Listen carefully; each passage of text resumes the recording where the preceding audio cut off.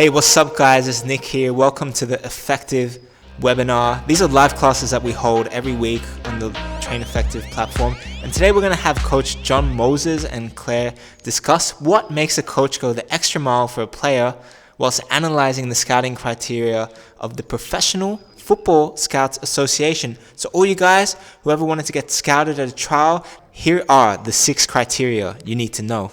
So without further ado, enjoy and let us know what you think in the comments below. Thank you so much, Claire.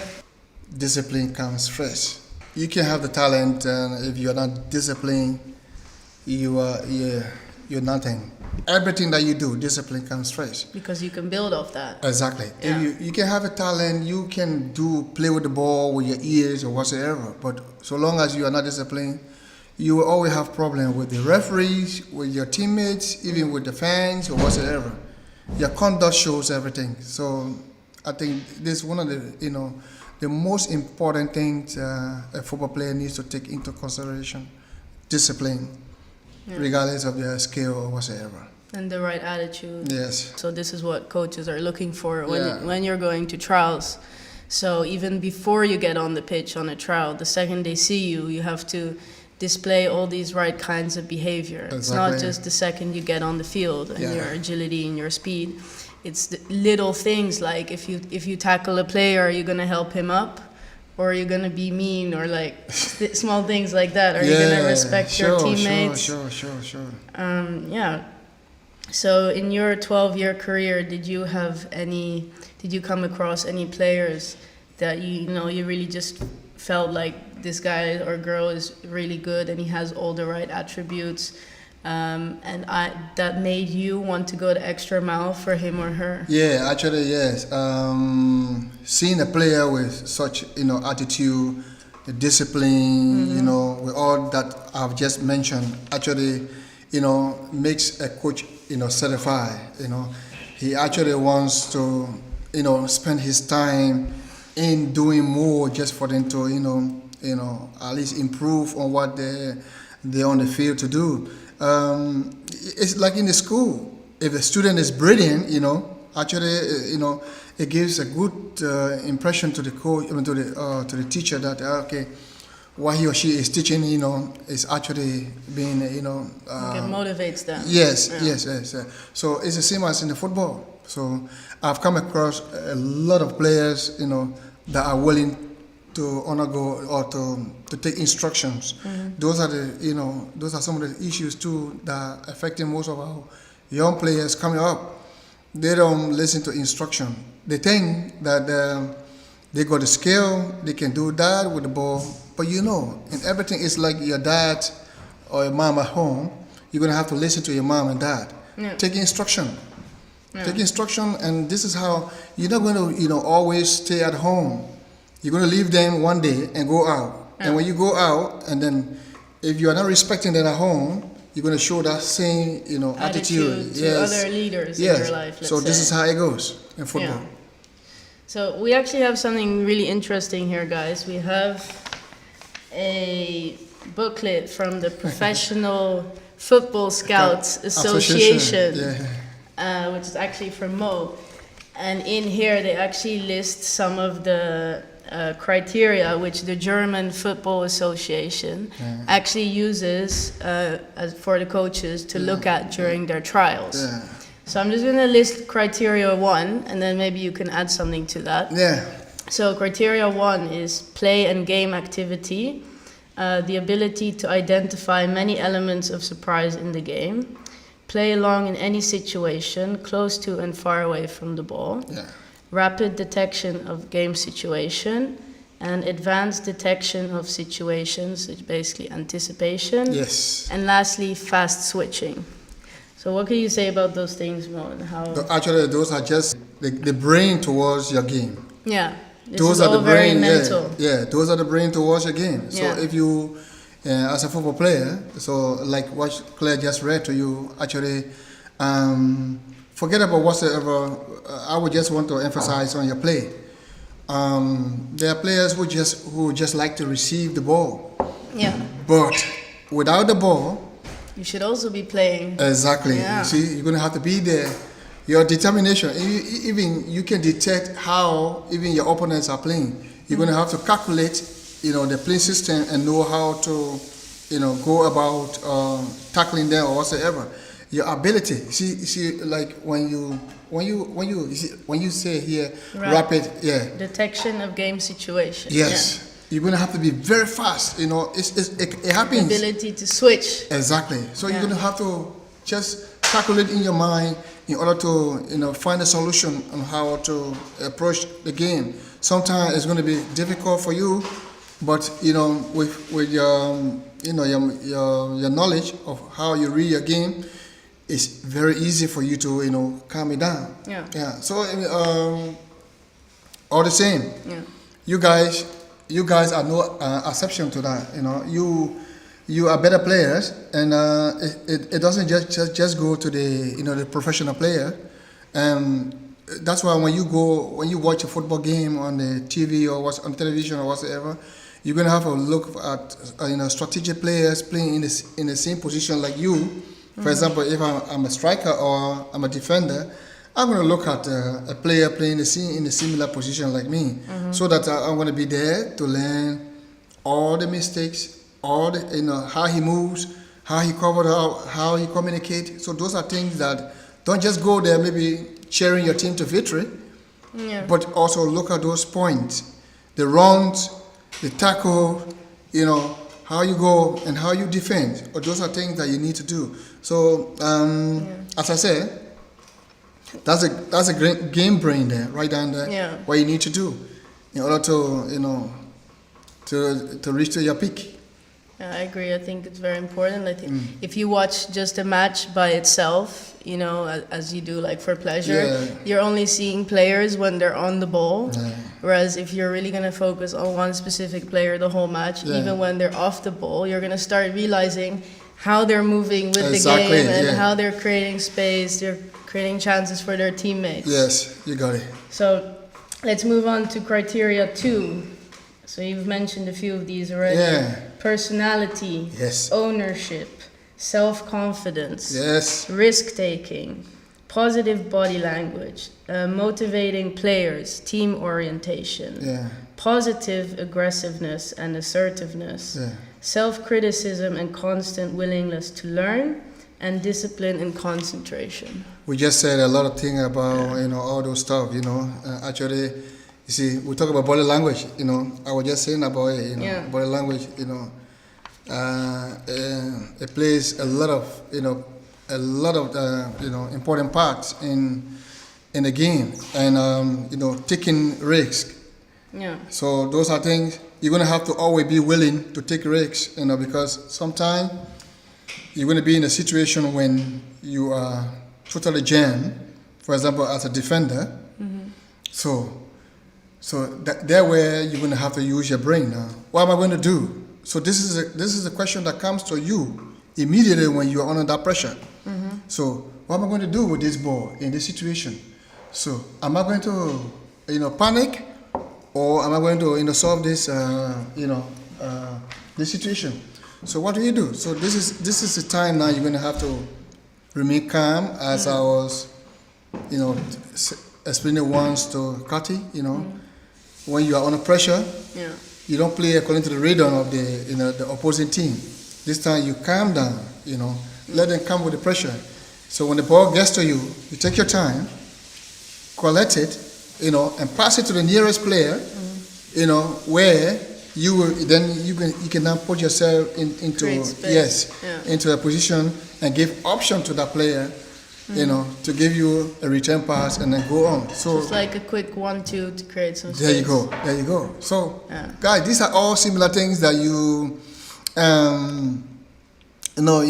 you find it difficult in your mind, but so long as you put your attention to it, it's going to come so easily. It's going to come so easily. So it's just about be determined to do it and work hard. You need to be very, very, very hardworking. It doesn't come so easily. So you need to be hardworking and put your focus to it. And then when you do that, your game is going to come so And that comes back the discipline and of course practice, because if you're not confident in yourself and you're in a situation like that as a defender, your first reaction is to panic and probably to make the wrong move. Yes, you're gonna lose the ball. It's like, oh, I need to do something. Whereas if you're actually confident in yourself, only then can you really relax in such a stressful moment. Exactly. This is where the composure comes now. So you relax. And then look, take control. That's why you always have to look left and right shoulder to see where the enemies are coming from or where your opponents are coming from, and then you know exactly where you are, and then you can make the rightful decision. To play the ball in time. Great. Let's move on to criteria 3. Yeah. So there's 6. There are 6 in total, guys. So, criteria 3, playing versatility, light and fluid motion, agility, so the quick change of direction, skillfully balancing the body, light-footed and with variable movements on the ball, game overview, so looking for situations, and creative problem solvers. Problem solvers. Yes. That's an interesting one. Yeah. So, of course, okay, let me just jump to that one immediately. You're going to have to be like let me put it this way, a judge in a case. Now, I'm just trying to say that if you were taken to the court, and then I'm the judge. So you're going to be there to solve that problem, right? Yeah. Okay, so I'm going to put myself in that situation that, look, we are on this situation. For example, it's a free kick. Yeah. All right, it's a free kick against us. Mm-hmm. So how do we do to solve this problem for stopping them not scoring on us or not equalizing on us? We need this one goal, or for example, we are already ahead of one goal to win the cup. Okay, so what do we do in solving this situation? Because let's say Guy, for example, is a very free kick, taker. So we need to find a solution. So what I do, as a center back or as a leader, it doesn't have to be the captain. It could be any of you on the field, like a player. So guys, look,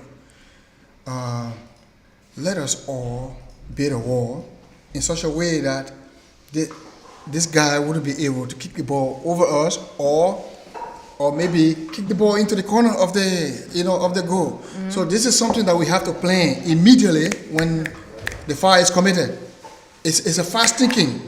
So we wait for the goalkeeper to position his players, but we have to think also, faster than what the goalkeeper has told us to do. Even though he's going to tell us to close one side of the goal and then leave the other side open where he can see the ball. But what do we do this time? Say, okay, guys, let us go on our toes, tiptoes, to make ourselves taller, so that there wouldn't be, too much space for him to kick the ball over us. So these are things that we always have to, think about very fast in the game. And secondly, you were talking about, there are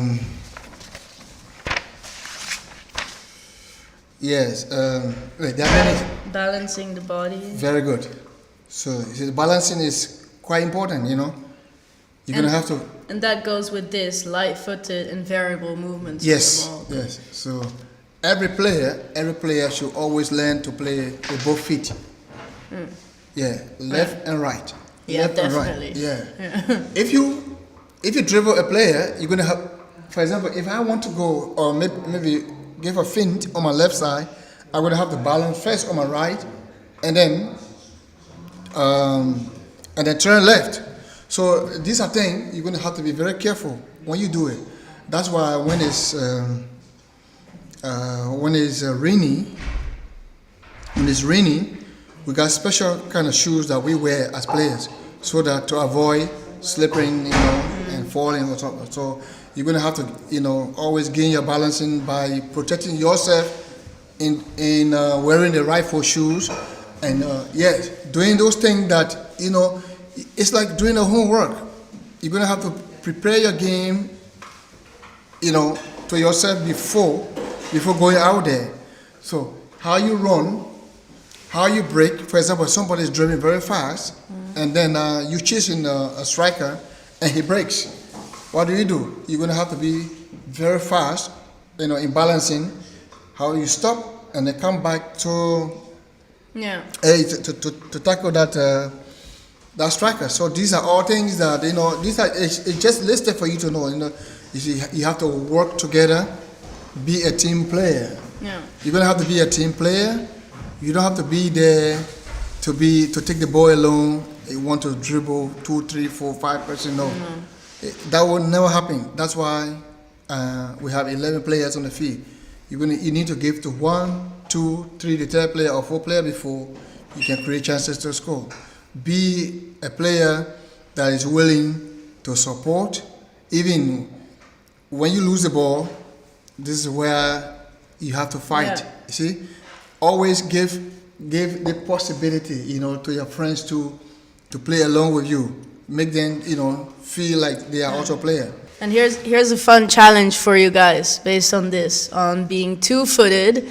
Yeah. We challenge you guys to go out there this week and do your favorite exercises with your wrong foot. Yes. And see how that goes. Yeah. I think it'll be fun and it's necessary. Yeah. Because if you're only one-footed, you're never going to make it to the top. Because No. defenders and everyone can anticipate your movement 100%. So go out there. We look forward to seeing the comments on how great it went. Okay, so criteria 4. So it's pretty interesting. We're already on criteria 4, and it hasn't mentioned any of the physical skills. So that shows again how important mentality and everything really is to scouts. Yeah. So criteria 4: basic techniques, Yes. both feet. Again.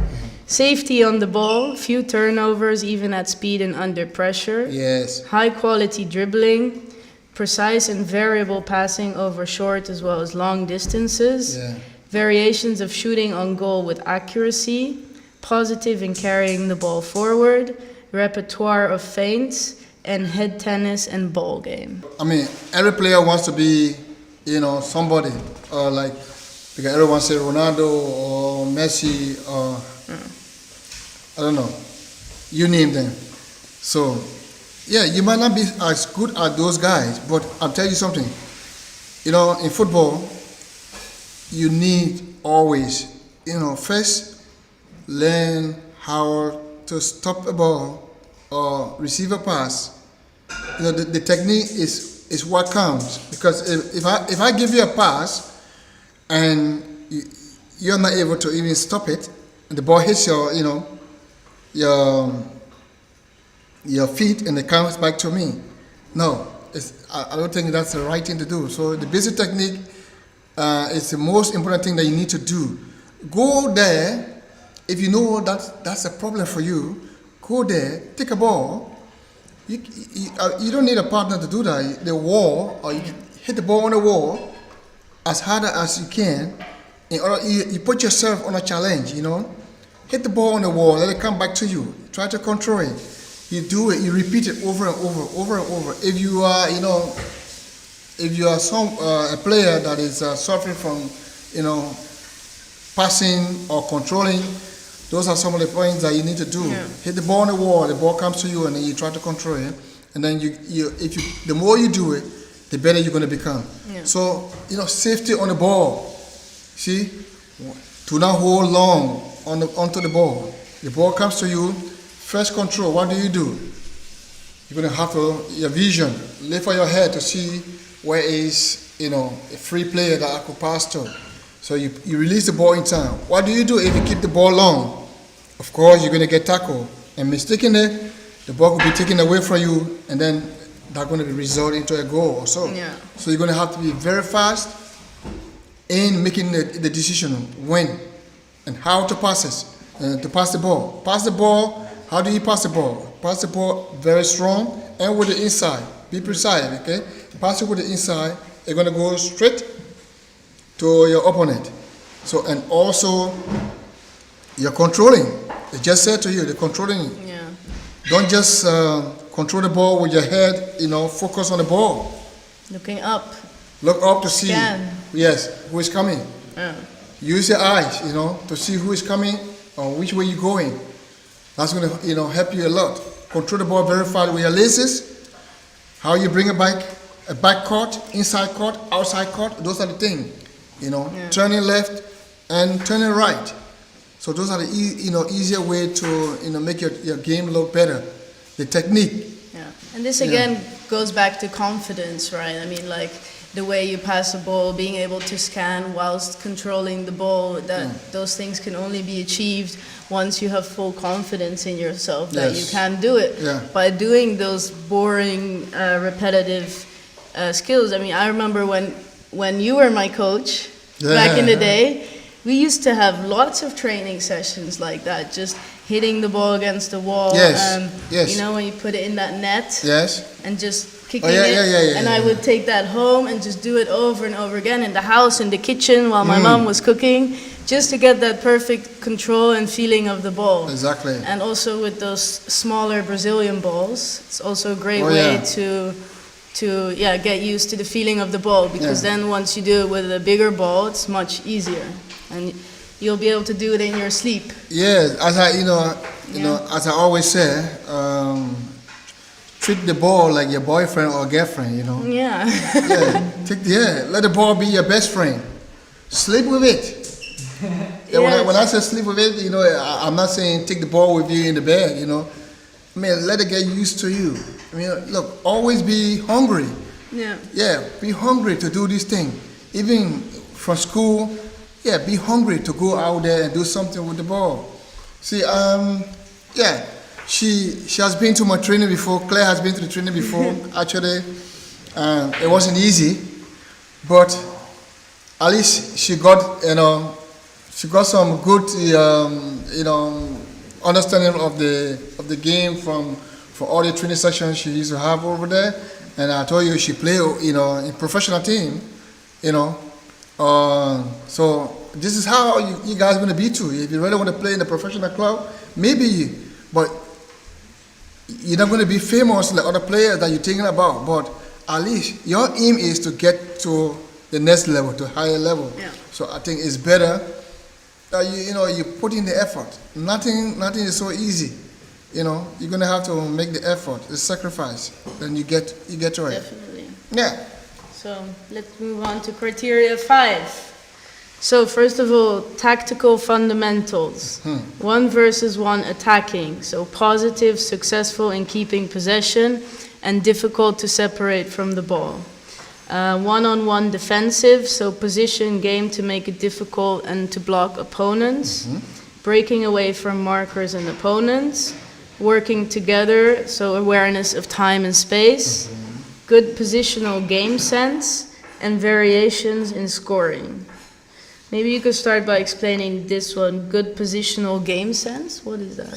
For example, if I were playing the defense and I'm playing at the center back, the positioning has to be, everybody has to listen to what I do, Yeah. If I clear the ball and I say move, we go. Everybody go together.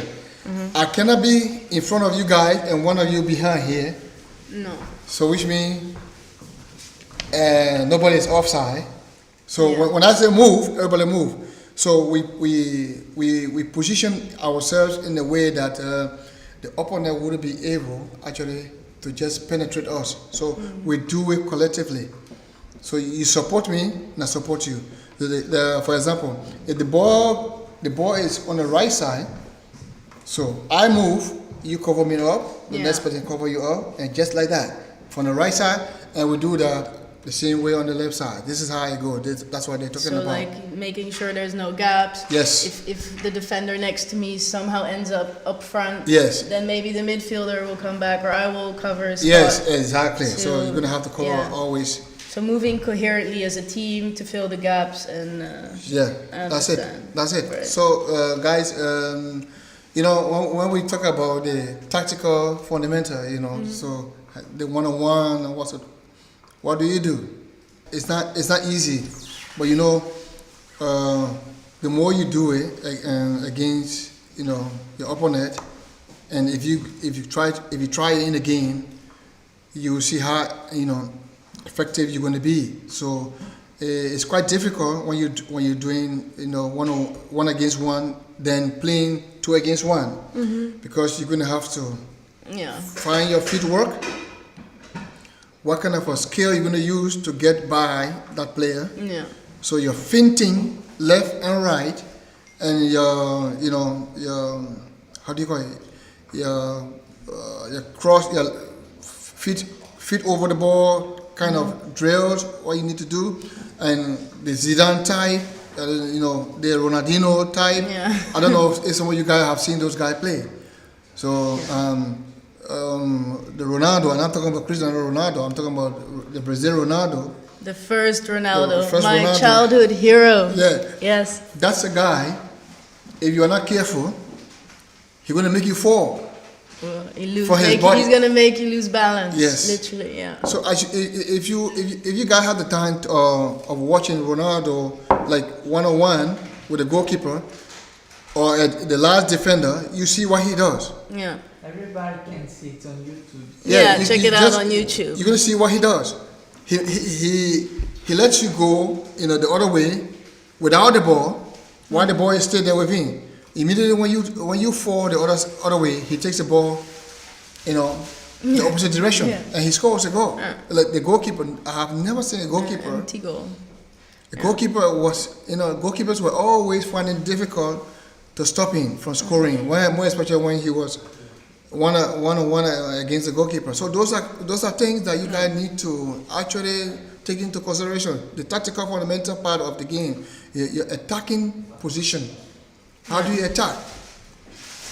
This is something that you guys have to also know.